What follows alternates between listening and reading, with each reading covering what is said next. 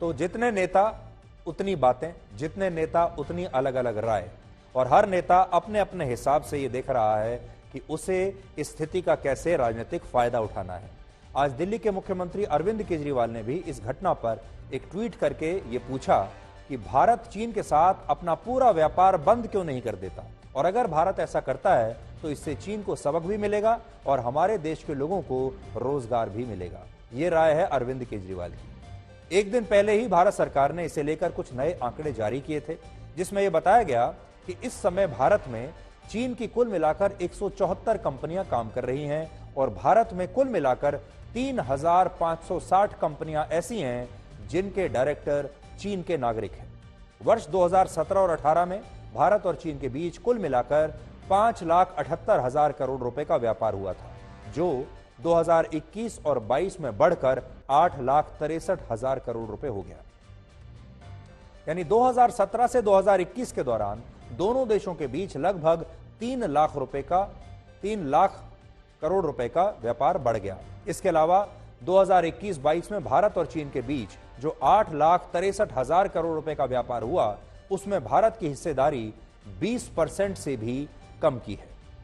ये ग्राफ आप देख रहे हैं साल दर साल, इससे आपको पता चलेगा।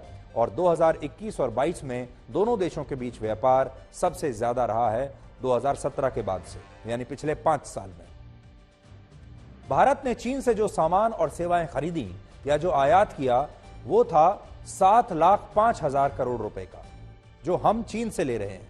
लेकिन भारत ने चीन को जो अपना सामान और अपनी सेवाएं बेची, यानी जो निर्यात किया, वो था सिर्फ 1,58,000 करोड़ रुपए का। और अगर आप देखेंगे तो भारत चीन से ज्यादा सामान और सेवाएं खरीद रहा है, जबकि चीन हमसे उतना आयात नहीं कर रहा।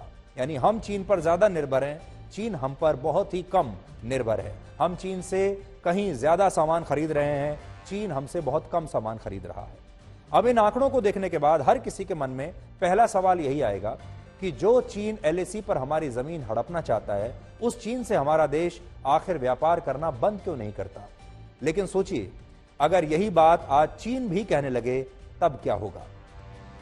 और आज हम आपके लिए एक काल्पनिक स्थिति आपको बताकर आपको समझाने की कोशिश करेंगे।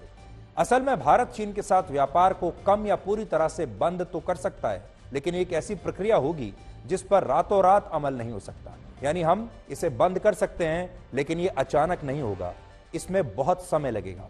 भारत अगर अपनी आजादी के बाद से ही दूसरे देशों पर अपनी निर्भरता को शुरुआत से ही कम करने पर जोर देता, आत्मनिर्भर बनने की कोशिश करता, तो शायद आज हमें चीन के साथ व्यापार करने की नौबत आती ही नहीं और हम इस व्यापार को तुरंत बंद कर सकते थे। लेकिन हमने कभी भी आत्मनिर्भर बनने की कोशिश की ही नहीं। भारत की पिछली सरकारों ने चीन और अमेरिका जैसे देशों पर अपनी निर्भरता को हमेशा बरकरार रखा, जबकि चीन भी एक जमाने में अपनी जरूरतों के लिए दूसरे देशों पर ही निर्भर हुआ करता था। लेकिन बाद में उसने आर्थिक सुधार किए अपने देश में और मेड इन चाइना को दुनिया के कोने कोने तक पहुंचाया। कहने का मतलब यह है कि जिस मेड इन चाइना पर चीन में दशकों पहले काम होना शुरू हो गया था, दशकों पहले अमल होना शुरू हो गया था, उस आत्मनिर्भरता के विचार को अपनाने में भारत ने 7 दशक लगा दिए, यानी 70 साल लगा दिए। अगर हम भी 70 साल पहले आत्मनिर्भर भारत या मेक इन इंडिया पर काम करना शुरू कर देते, तो आज हम इस स्थिति में बहुत आसानी से पहुंच सकते थे कि हम चीन से कोई भी सामान ना खरीदें और चीन का पूरी तरह से बहिष्कार कर दें। और क्योंकि भारत ने यह सब काम करने में बहुत देर लगाई, भारत ने आत्मनिर्भर बनने की यात्रा बहुत देर से शुरू की, इसलिए आज वो अचानक बीच में चीन के साथ अपना व्यापार पूरी तरह बंद नहीं कर सकता। आज भारत में फैक्ट्रियां और मैन्युफैक्चरिंग यूनिट्स तो हैं, लेकिन इनमें जो रॉ मटेरियल इस्तेमाल होता है, उसके लिए हमारी निर्भरता काफी हद तक चीन पर है। चीन ने दशकों तक भारत को अपना सामान और सेवाएं बेचकर उससे आयात करने की एक बुरी आदत लगवाई है, और इस आदत ने हमारे देश के लिए एक बहुत बड़ी चुनौती पैदा कर दी है, क्योंकि चीन, जैसा कि आप जानते हैं, पूरी दुनिया की सबसे बड़ी फैक्ट्री है चीन, पूरी दुनिया का सबसे बड़ा मैन्युफैक्चरिंग हब है चीन, और चीन पूरी दुनिया को सस्ते दामों पर ये सारी चीजें उपलब्ध कराता है। उदाहरण के लिए एक रिपोर्ट के मुताबिक इलेक्ट्रॉनिक्स का 70% सामान, यानी जैसे मोबाइल फोन हुआ, टेलीविजन सेट्स हुए, ये सब चीन से भारत में आते हैं। अब मान लीजिए चीन ये सामान भारत को देने से इनकार कर दे तो क्या होगा?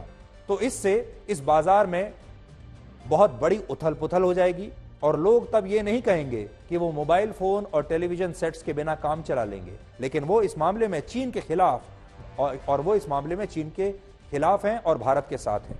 बल्कि लोग ये कहेंगे कि भारत सरकार उन्हें ये प्रोडक्ट उपलब्ध क्यों नहीं करवा रही। यानी किसी भी देश में जो कंज्यूमर होता है उसकी सिर्फ एक मांग होती है और वो ये कि जो सामान उसे चाहिए वो उसे उसके शहर में, उसके घर के आसपास सस्ते दामों पर मिले। निर्धारित कीमत से ज्यादा पैसा भी वो देना नहीं चाहता और वो ये समझता है कि ये सारा सामान उपलब्ध कराने की जिम्मेदारी सरकार की होती है।